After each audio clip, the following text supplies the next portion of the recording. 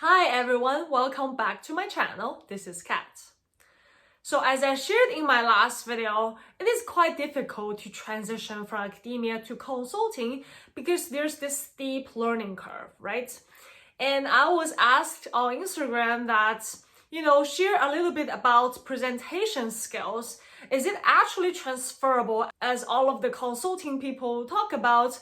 As a PhD, since you present all the time, and as a consultant, you also present all the time, it is a transferable skill. So in this video, I want to share with you the similarities as well as the differences between the two industries so you can have a better understanding what parts of the presentation in academia can actually be transferable to consulting if you would like to pursue this as your next step.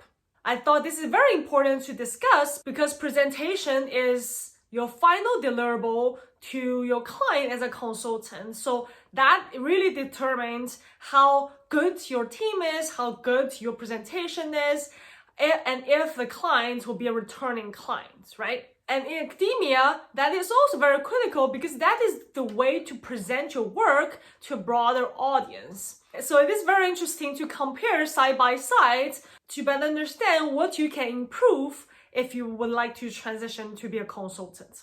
If you're new to my channel, I'm Catherine. I got my PhD early last year from a top graduate program in the United States. And then I transitioned to be a healthcare strategy consultant. On my channel, I share with you different career options other than academia, as well as every aspect you would like to know in consulting and medical science liaison. If you're interested in such content, please don't forget to subscribe to my channel so I can share more of such content with you. So without further ado, let's get started. So to compare the difference between presentation in consulting versus presentation in academia, I would like to first take a step back and ask ourselves, why do we present? Why do we present in academia? Who are our audience? And that determines what goes into our presentation, right? Similarly, why do we present in consulting? Who are our audience, our clients? And that determines what goes into the content and the similarities and differences. So first of all, let's unpack the presentation in academia. So if you think about your graduate school work and the times that you present in front of a larger audience, no matter if it is in the school, it's a graduate student symposium or a retreat or a larger scale, a global conference, who are you presenting to? These are the researchers, understand the scientific backgrounds, and why do you present to them? You would like to, first of all, share your results with them so you can have a scientific discussion, right? What can be your next step based on their expertise and backgrounds? They can give you more ideas, right? What experiments can be done to address this continuing problem? And second of all, if you're a senior graduate student, you are looking for maybe a postdoc position, or if you're a postdoc, you're looking for faculty position. This is your way to present yourself, to show them how solid your work is, and potentially make connections and get into the interview for your next job. These are all the reasons why you present in academic setting, right? And if you think about it, let's say if it is for most likely for a research discussion, right? So what kind of content will go to these presentations? You maybe first start very big question, right? Why are we aging? Let's say if it is an aging topic. Or what does this part of the brain do? Sorry for my neuroscience backgrounds. My questions are very concentrated to the brain related questions. But you get the idea, right? You first start with a very big question, right? Why you do such research? And then followed by, the central question you would like to address. And then you go further deeper in experimental design, what type of experiments you've done, what different type of experiments you've done to really answer this question, right? What does this molecule do? You do, RNA-based experiments, protein-based experiments, cell-based experiments, animal-based models to really address, the key question that you have. And then you would like to also present to audience the detailed experimental results, right? So let's say you did a protein analysis Western blot. You want to show the blot to really compare different groups, let's say the control group, the experimental group, or drug treated groups, right? So you want to show the result in front of the audience so they can judge by their eyes how good your experiment is. And then if you're doing RNA-seq, you would, present them a heat map or whatever analysis you did. And then, hopefully maybe when they look at those data, they might have different suggestions on how to interpret data or what, additional experiment you could do. And finally, you would wrap up, your presentation with summaries, implications, and next steps, right? That is a very typical way of presenting academia. The goal is really to inspire the scientific discussion, right? Like, what can you do to really ask this question? And the presentation is not your final work. The final work is a paper, right? You would like to publish a paper on a top journal, right? Get the recognition from your peers, from the whole academic industry. So that's why you might tailor your presentation to different audience, right? If it's a lab meeting, you might want to present more raw data, while if it is a large conference, you want to actually, make it a more presentable data and select different type of data to present. So because of the nature of such presentations, the content on your slide can be a little bit data heavy, right? You might want to put a Western blot there or your RNA-seq heat map there, but just, add a little bit sentence on what that means.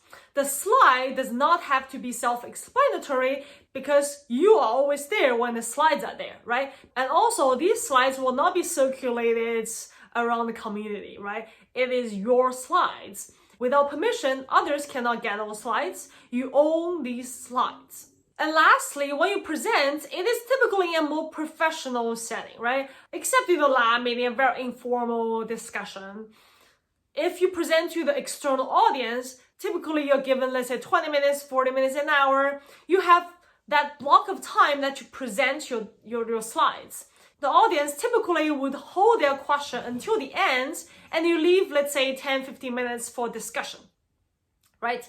At least that's all the conferences I've been to.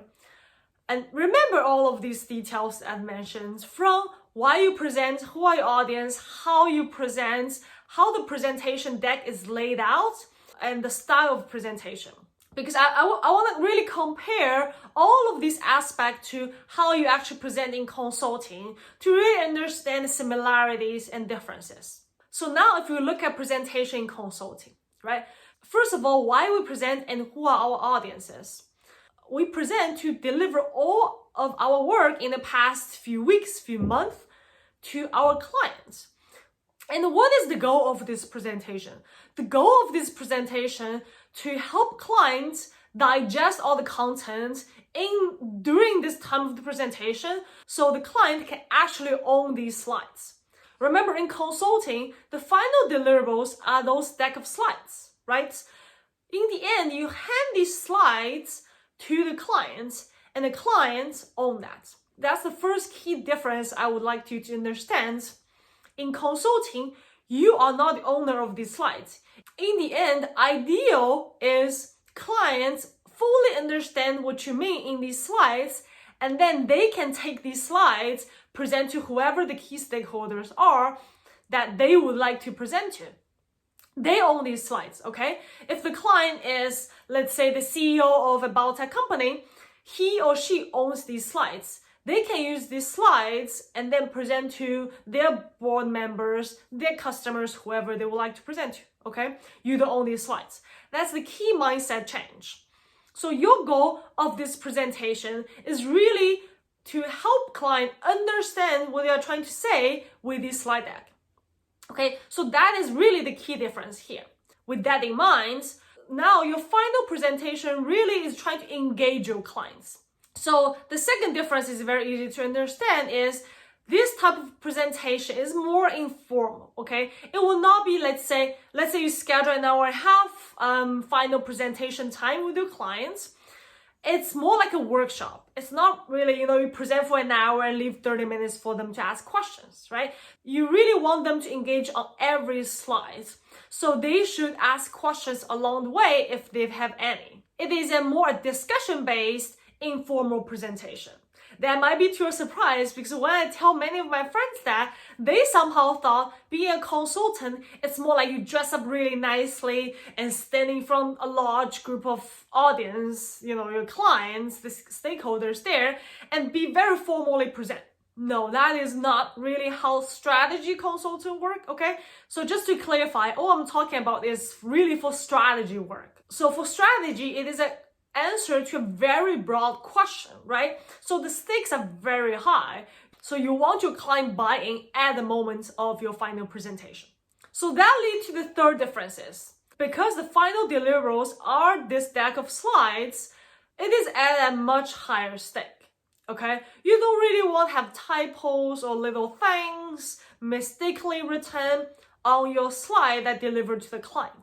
In academia, when you present, even to a larger audience, of course, you want to be perfect there. But sometimes, you might misspell something, or you might have a picture not perfectly aligned. In consulting, because it is ultimately your final deliverable, and imagine your clients one day would present this deck to other people, which might be, let's say the board members. And you don't really want the client to embarrass themselves because of those little mistakes on the slide that you did. That's why proofread is very important in consulting. You really want to make sure that your deck is in perfect shape. Now I want to dig into the contents, right? Remember, I was walking you through how a presentation academia was done, right? You start with broader picture and into detail and then summaries. So in consulting, it is reversed, okay? That is another key difference. Typically, we present with a shortened executive summary. So within executive summary, we started by the summary, okay? Imagine, let's say your academic work, you say, or blah, blah, blah, blah, blah, blah, what experiment you've done. And then you say, okay, the function of this protein is ABC, right? In consulting, we start with the function of protein is ABC. So the strategy to launch your product is ABC, right? We start with that. And then we support that conclusion with, let's say, 30 slides, okay? And that will be really the key slides of our findings. So let's say you want to address the market size, you want to address the growth, you want to address the key competitors. So that will be in this shortened deck. And then this deck will be followed by, let's say, another 100, 200 slides are all in appendix, okay? The reason why the deck is so long, because this is our final deliverable. Again, we do want to put all our research there, right? We want to put additional color in those appendix, so when the client want to, understand deeper in why we have those executive summaries, they can go to those detailed slides to understand why we made that conclusion. So that being said, the last difference here is each slide should be self-explanatory. Right? Remember, I was saying in academia, you're always there when your slides are there, because these are your slides, right? But for the deck in consulting, again, because it is a final deliverable, right? Ultimately, it is out of your hands. Clients can present them anytime, anywhere. So you really want those slides to be self-explanatory, so the audience of the client can easily understand. And also, when client go to this deck and read those things again, maybe, after a month, then, the client might already forget some details, but the slide can actually be self-explanatory, so client can quickly, grasp what is the key takeaway. That means the takeaway should always be supported by the content on that slide. No extra things, no less things, okay? So the content should support the takeaway on that slide. So with all these differences, you might think, okay, so the presentation skill is not really transferable from academia to consulting. But I think there's a reason why we say it is a transferable soft skill. And that is why we are hiring PhDs besides, the technical backgrounds and fast learning skills. I think the overarching similarity is you want to tell a story with your slides, right? In academia, you want to tell a story. That's why you go from broad to details. and finally the summary, right? You want to tell the story, how we actually identify this protein, how we actually use different experiments to show the function of this protein, and what could be the implication and why we're studying this protein, right? It is a story. Similarly, in consulting, when you present to the client, you also want to tell the story, right? You want to start broadly, this is the market, these are the competitors, these are the customers, what customers want, what are their unmet needs, and that's why your product is important, because the product is addressing these unmet needs, right? And that's why customers are willing to pay this high price for this product. It is also a story, right? So this is really the key behind the decks, is how you think about these pieces and putting them together. And this logical thinking is a very critical part when you make the slides, and that is very similar, right, between academia and consulting. And secondly, in both industries, you want the slide to be more graphical, less text heavy, right, more pretty basically. And those are similar, right? In academia, at least back when I was going to present, my PI, my peers always say, oh, your slide looks nice because you have, let's say, a mouse running on track to represent this is the behavior test I've done. You want to make sure the slides are graphical and presentable. And lastly, I think it's very important, and PhDs are very good at, is defend your story, right? So similarly, in academia, after you present, there are all these hawks trying to ask all these very difficult questions, and you're ready to defend, right? You want to say, yes, thank you for your question. I've already think through actually what my, this experiment should be done. And those are very important, right? You want to tell them this is actually how you think about it, and you are ready to defend. And similarly in consulting, even though client asks questions along the way, instead of, at the end, ask all the questions, to every question, you should be ready to defend as well, right? Why is this assumption valid? As a team leader or team member, you want to really tell the client the thinking and the logic behind your assumption here for this, let's say, market sizing question, right? Why are these competitors relevant, right? All these questions you should be ready to defend. This is very similar to academia, as you can imagine. And I think a key thing of being a PhD is really to be logical, to be critical on those questions. During a conference, all the scientists will ask you those questions. So you're always ready to defend your idea. So I think that is also very important. And that is also why consulting industry is looking for PhDs, because we are very logical. We think through the way of doing things, and we're always ready to defend, and we present ourselves very well. So I hope this video addressed, your questions about presentation skills, different similarities between academia and consulting. I want to tell you all these differences because I hope you can better prepare if you would like to transition to consulting. But at the same time, I really want to highlight that there are a lot of common grounds between being a PhD and being a consultant in healthcare, of course, in my case. So I hope that you can actually be more confident that you know much more than you realize, and there are actually more similarities than differences, okay, to be a researcher and a consultant. Because after all, it is the critical thinking, it is the logical thinking, it is the strategic thinking make us PhDs valuable in consulting, besides our technical expertise on drugs, on devices, on tools. Hopefully you enjoyed this video, and please let me know if you have any questions. Feel free to leave any comments below. I will address them as soon as possible. If you like this video, please thumb up and subscribe to my channel. And thank you so much for watching. I will see you in the next one.